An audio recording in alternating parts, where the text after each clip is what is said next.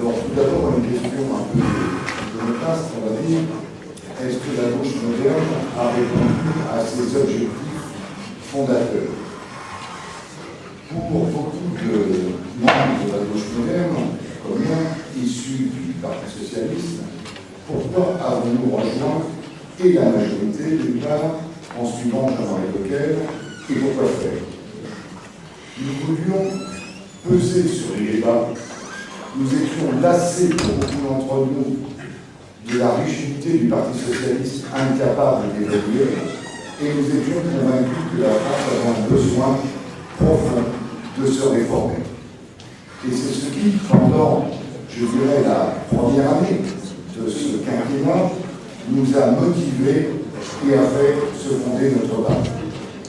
Pourtant, depuis, une vraie question. Avons-nous réellement pesé sur les débats? Sommes-nous suffisamment écoutés de la majorité? Et une troisième question corollaire, cette majorité est-elle homogène? Eh bien, aux deux premières questions, j'ai malheureusement une réponse très tempérée. Je crois que nous n'avons pas suffisamment pesé sur les débats. Je crois que nous n'avons pas suffisamment été écoutés. Et pour preuve, la très faible prise en compte de nos camarades sur les listes régionales c'en est bien le témoignage. Est-ce que la majorité est homogène? Est-ce que la majorité, depuis un an, et particulièrement et singulièrement depuis les résultats des élections régionales, répond à l'opinion? Eh bien, là aussi, une réponse très tempérée.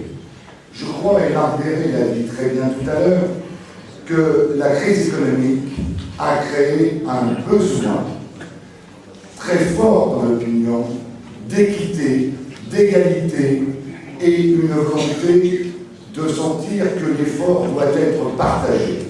Or, nous avons un problème originel, et Marc Derré a bien fait de le rappeler, c'est qu'à tort ou à raison, le bouclier fiscal nous plombe maintenant depuis 3 ans. Et il devient le symbole aujourd'hui d'une politique qui est inégalitaire et qui est condamnée. Alors, je t'interromps un instant.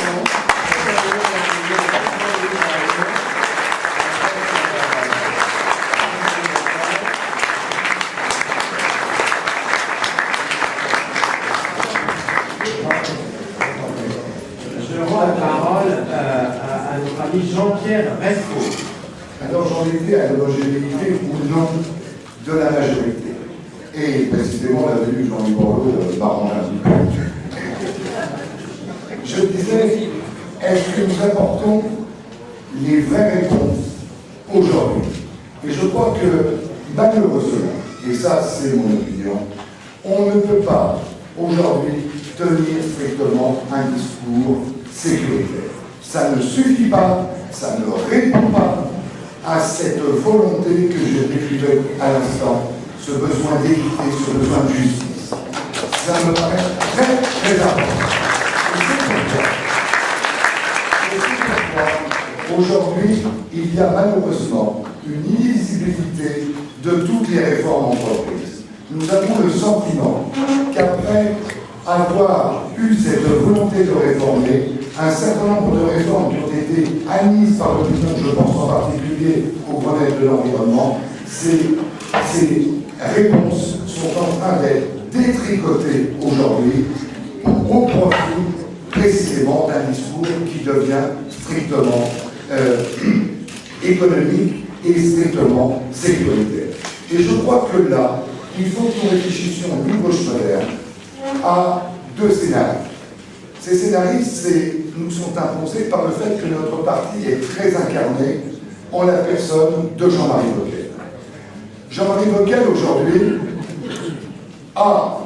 travaille, on le sait, on le connaît, simplement, convenons qu'il manque d'audience, même si la mission qui vient de lui être confiée peut lui permettre précisément d'avoir un autre discours que le discours strictement ambiant.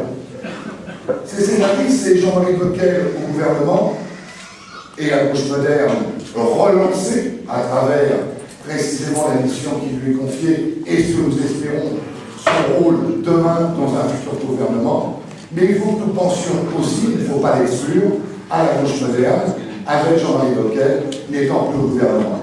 Et un parti autonome, toujours s'inscrivant dans la majorité, mais capable précisément d'avoir une capacité de proposition d'idées. Voilà quel est l'enjeu de cette année, et voilà ce à quoi j'appelle toutes les bonnes volontés. Merci.